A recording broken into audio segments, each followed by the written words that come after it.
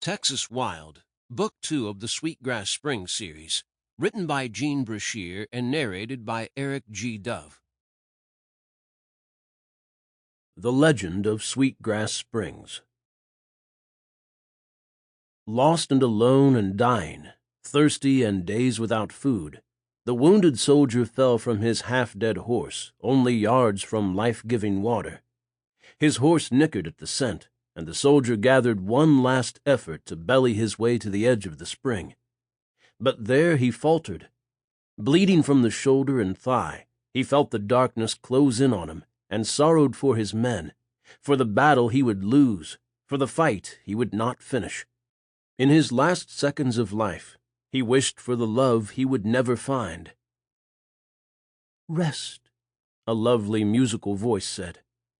He managed to drag his eyes open once more, and gazed upon the face of the most beautiful woman he'd ever seen, and perhaps the saddest. Her eyes were midnight blue and filled with a terrible grief as she lifted a hand toward him. "I am dying," he thought. "I will never know her." But the woman smiled and tenderly caressed his face as she cradled his head and brought life-giving water to his lips. "You will live," she said. "Be at peace. Let the spring heal you." Around him the air went soft. The water slid down his throat like a blessing. His battered body relaxed, and the pain receded. "Sleep," she said. "I will watch over you." He complied, his eyes heavy. His injuries were too severe. He knew he could not live. But though he would not wake up, he was one of the fortunate to have an angel escort him into the afterlife. "Thank you," he managed with his last breath. "Wake. All is well." The soldier opened his eyes, surprised to feel soft grass beneath him, trees whispering overhead. From nearby he heard the bubbling music of the spring. Then he saw her, his angel. "Where am I? Is this heaven?" Her lips curved, but her eyes were again midnight dark with sorrow. "You are still of this world." "Who are you?" he asked. "Why are you sad?" She searched his eyes.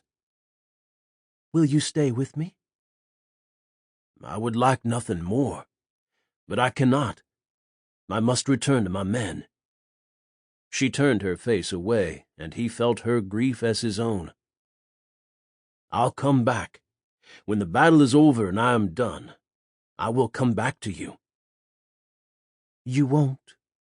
A terrible acceptance filled her gaze.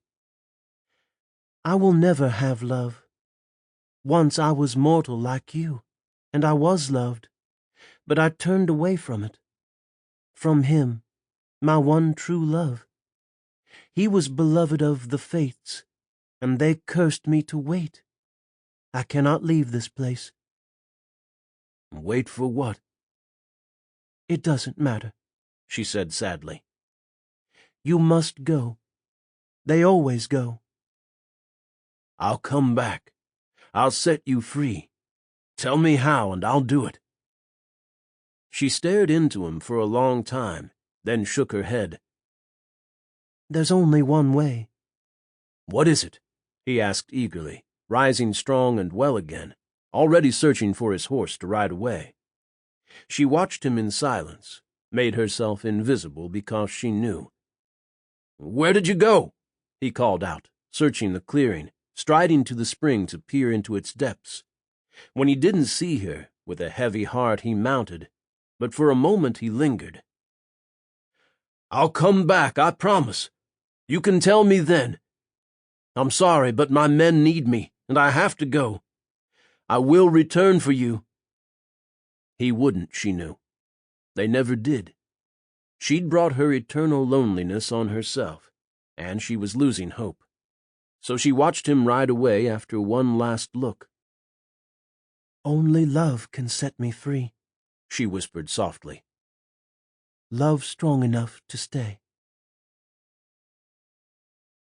Prologue. Sample complete.